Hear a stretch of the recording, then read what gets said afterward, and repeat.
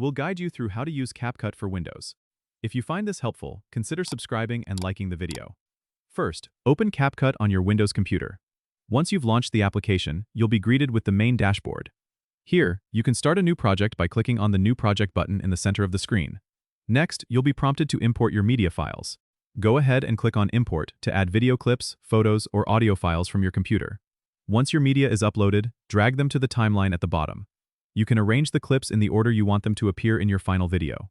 To trim a clip, simply click on it in the timeline, and use the trimming handles on either side to shorten or extend the duration. If you need to split a clip, place the playhead at the desired point. Right-click and select Split. Now for adding effects and transitions. Click on the Effects tab in the left panel. Here, you can browse through various visual effects. To apply one, just drag it onto the clip in the timeline.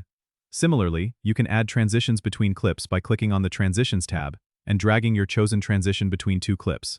Don't forget to explore the text and stickers options if you want to add titles or fun graphics to your video. Once you're satisfied with your edits, click on the Export button at the top right. Choose your desired resolution and file format, then click Export again to save the video to your computer.